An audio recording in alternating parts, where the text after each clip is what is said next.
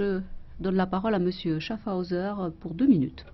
Chers collègues, comme seul parlementaire citoyen de Strasbourg, même si j'ai d'autres collègues alsaciens, je voudrais d'abord remercier le commissaire, le Conseil qui n'ont pas pris position et aussi des collègues qui ont pris position pour Strasbourg. Pour le siège unique, pas de problème, Strasbourg est prêt à l'accueillir. Mais qu'est-ce que Strasbourg? Plus qu'une ville, avec un carrefour de Germains, de Celtes et de Romains dès le 5e siècle.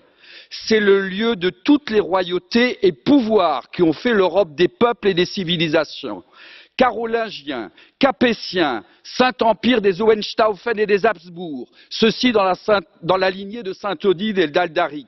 C'est le lieu de tous les enjeux et conflits depuis 1500 ans entre l'Est et l'Ouest, la pomme de discorde des luttes fratricides et des guerres mondiales, avec cette bannière de la Vierge de Strasbourg, les bras tendus entre l'Est et l'Ouest, qui appelle à cette réconciliation permanente. Ce territoire est l'axe d'équilibre des peuples et des nations, base de l'Europe. Si vous n'avez pas compris cela, je crains que vous ne l'ayez pas compris. Vous n'avez rien compris à Strasbourg, mais vous n'avez aussi rien compris à l'Europe qui ne peut être sous domination unipolaire. La cabale contre le stress de Strasbourg, contre le siège de Strasbourg, se veut pragmatique. Elle est foncièrement idéologique. Vos arguments ne résistent pas aux faits. Strasbourg coûterait trop cher et le pôle Henri Spaak a coûté 1,8 milliard et le rénover coûterait 300 à 500 millions. Faisons le siège unique à Strasbourg. Strasbourg serait trop loin des autres institutions. Et qu'en est-il d'une Europe multipolaire? Mes chers collègues, si vous abandonnez Strasbourg, c'est parce que Strasbourg est hors de la pression. Ceux qui veulent l'abandonner, des lobbies qui travaillent contre l'Europe. Abandonner Strasbourg, c'est surtout abandonner le Strasbourg d'une Europe véritable, dont vous êtes pour certains des adversaires, cette Europe de l'histoire, de l'identité, de la mémoire. Strasbourg, c'est aussi loin de l'OTAN, elle a l'Eurocorps. Strasbourg, c'est l'Europe de l'équilibre. Et n'abandonnez pas l'équilibre parce que sinon l'Europe ne se fera pas.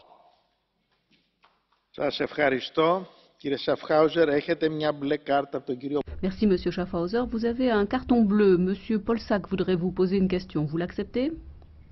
Monsieur Polčák, vous avez la parole pour 30 secondes. Merci d'avoir accepté mon carton bleu.